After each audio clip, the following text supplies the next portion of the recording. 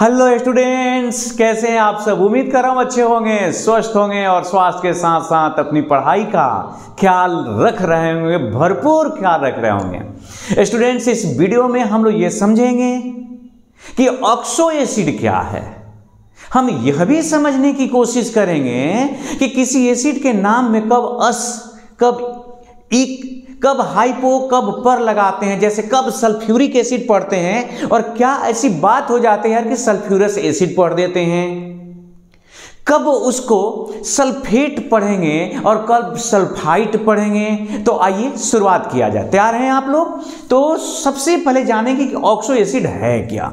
दोस्त, oxo acid एक प्रकार की कंपाउंड है, एक ऐसा कंपाउंड है जिसमें 3 एलिमेंट हो, 3 हाइड्रोजन हो, ऑक्सीजन हो और उसके अलावा कोई एक और सेंट्रल एलिमेंट हो। अगर ये फास्फोरस हुआ तो फास्फोरस का ऑक्सो एसिड कहलाएगा।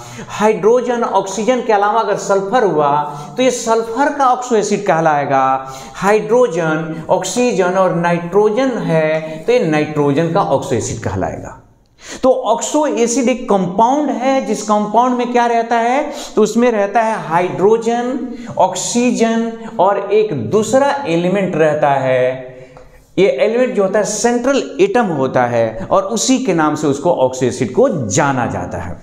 दोस्त, ये बड़ी बात नहीं है कि ऑक्सो एसिड का डेफिनेशन क्या है, पहचान क्या है। एग्जाम्पल के तौर पे अगर हम लोग ले लें तो ये H2SO4 ये एक ऑक्सो एसिड हुआ। सवाल ये है कि ऑक्सो एसिड का जो नोमेनक्लेचर है, नामकरण है, वो कैसे करते हैं। तो ऑक्सो एसिड के नोमेनक्लेचर के लिए हमने यहां पर आपको कुछ बातें लिखा, उसको समझा रहे हैं कि वो है क्या। दोस्त, ऐसे समझिएगा आप।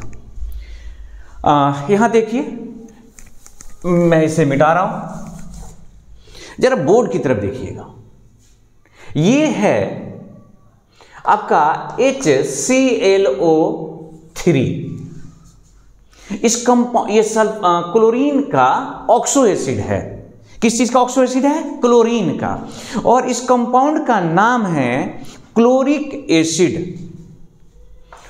क्लोरिक एसिड, जरा ध्यान दीजिएगा।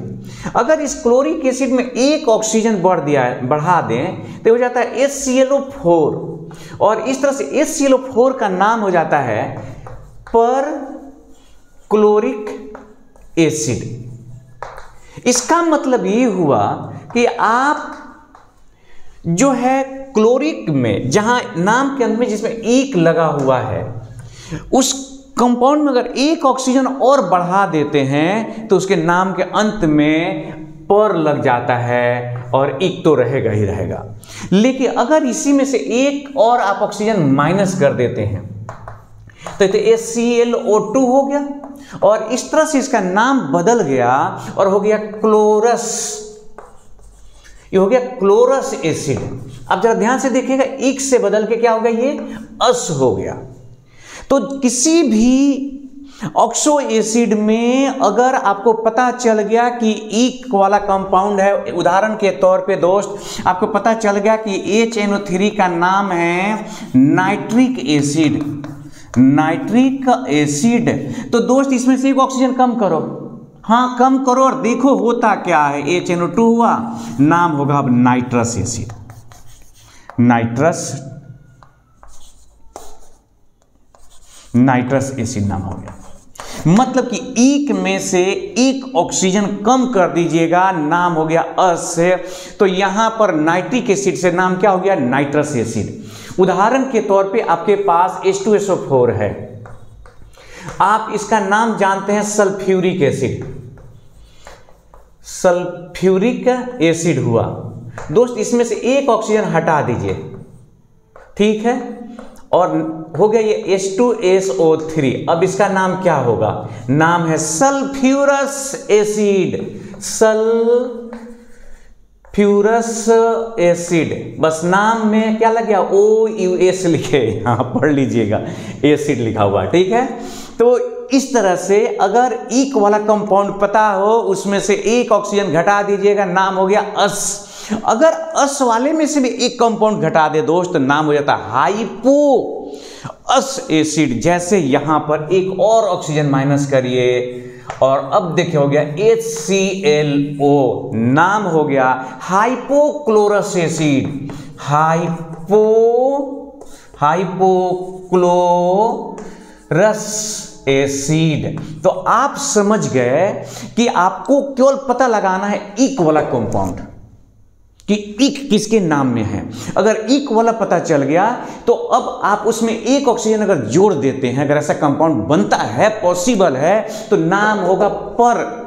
जो इक था उसके पहले पर लग जाएगा और उसमें से अगर एक घटा लें तो नाम हो जाएगा अस। एग्जाम्पल के तौर पे मेरे भाई आप जरा इधर बोर्ड की तरफ देखिए और HBrO3 नाम है ब्रोमिक एसिड।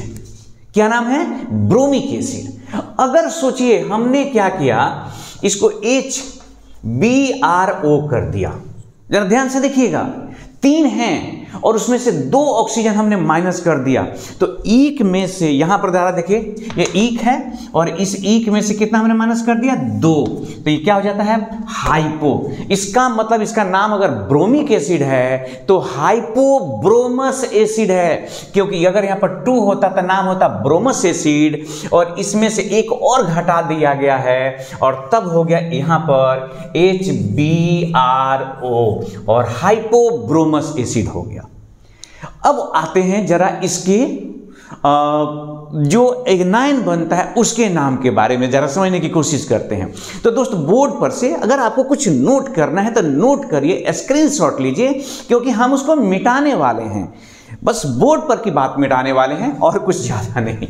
तो यहाँ पर देखिए ऑक्सो एसिड में से एक हाइड्रोजन या सभी हाइड्रोजन हटा दीजिएगा तो एनायन बनता है और यहाँ पर कैसे नाम रखा जाता है, चलिए इधर ही मिटाते हैं ताकि आपको ज़्यादा समस्या न हो। अब देखिए यहाँ ध्यान दीजिएगा, ये आपका H2SO4 है, नाम है सल्फ्यूरिक एसिड। जरा समझिएगा, सल्फ्यूरिक एसिड नाम हुआ इसका। इसमें से दोनों हाइड्रोजन हटा लिए, SO4 हो गया माइनस माइनस। दोस्त अब इसका नाम इक वाले का नाम 8 हो जाता है। इक से क्या बदल जाता है? 8। एनायन बनने पर नाम है सल्फेट। सल्फेट हुआ, क्या नाम हो गया? सल्फेट हो गया। कल्पना करिए, हाँ कल्पना ही कर सकते हैं कि हमने क्या किया कि लिया यहां पर H2SO3, तो नाम इसका अगर सल्फ्यूरिक है तो इसका नाम सल्फ्यूरस है ना? एकदम है भाई। आप देखिए तो एक आप एक में से घटक अस आया, तो जानते हैं जब इसमें का हाइड्रोजन हटा दीजिएगा और SO3 माइनस माइनस हो गया, नाम बताइए, यहां देखिए, यहां नाम होगा सल्फाइट। जो भी हो सल्फाइट नाम हो गया इसका सल्फाइट।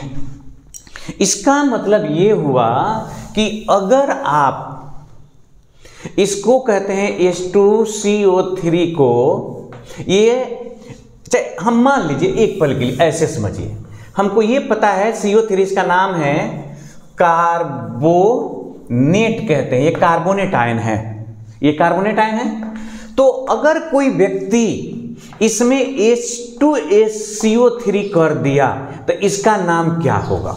तो दोस्त अब इधर से उलट के सोचिए, अगर 8 है तो नाम में इक जुड़ जाएगा। इसका सीधा सा सरल सा क्या मतलब हुआ कि अगर ये कार्बोनेट है, इधर से देखिएगा तो एसिड बना दिए तो इक होगा, नाम होगा कार्बोनिक, कार्बोनिक एसिड। आप समझ रहे हैं? इसका मतलब तो ये निकल के आता है कि अगर हमारे पास अस वाला है तो ईट हो जाएगा। तो अगर हम लोग ऐसे लिखे हुए हैं, ये हमको पता है कि इसी का मान लीजिए हमको नाम पता है कि नाम है सल्फाइट, ये सल्फाइट आयन, हमको ये पता चल गया, मान लीजिए कि ये सल्फाइट आयन है, IT है, ठीक है। तो इसका मतलब ये हुआ कि अगर इसमें मैं 2 हाइड्रोजन जोड़ दूंगा तो ये H2SO3 होगा, तो इसे हो गया, ये क्या हो जाएगा? अस, तो इसका नाम क्या होगा? सल्फ्यूरस, अस लगाइए, सल्फ्यूरस एसिड। आप बात समझ पा रहे हैं? मुझे यकीन है कि आप समझ रहे होंगे। अगर यही बात है तो अब ये बताइए कि अगर हमने HNO3 लिया, नाम है नाइट्रिक एसिड, तो NO3 का नाम क्या होगा? और भाई ईक से इट लगाइए, यहां है, तो नाम होगा नाइट्रेट आयन, नाइट्रेट आयन नाम होगा। अगर मान लीजिए हमारे पास HNO2 होता तो एक घट गया, तो इधर नाइट्रस एसिड, तो इसका नाम NO2 माइनस का नाम क्या होगा? नाइट्राइट आयन हो गया। अगर हमको नाइट्राइट आयन दे दिए, हाइड्रोजन जोड़ दिए, तो नाइट्रस एसिड हो गया। मतलब कि कन्वर्ट हो गया, ये ईक कन्वर्ट हो गया आयन आयन में 8 और अस कन्वर्ट हो गया आइट में। अगर आप अस में से भी एक हाइड्रोजन हटा देते हैं तो ये हो जाता है हाइपो। तब इसका अगर ऑक्सीजन हटा देते हैं तो हाइपो अस हो जाता है, और उसमें से हाइड्रोजन हटा देता है तो हाइपो आइट हो जाता है। एग्जाम्पल के तौर पे अभी आपने लिखा हुआ था, यहां कहां लिखे, ये देखिए क्या लिखा था आपने लिखा था यहां पर कि HBr, ये है HBRO, नाम है ब्रोमस एसिड। क्यों भाई? क्योंकि HBRO3 का नाम है ब्रोमिक एसिड, ये है ब्रोमिक एसिड, तो इसका मतलब कि HBRO2 का नाम क्या होगा? ब्रोमस एसिड, और इसका नाम क्या होगा? हाइपोअस, माने हाइपोब्रोमस एसिड।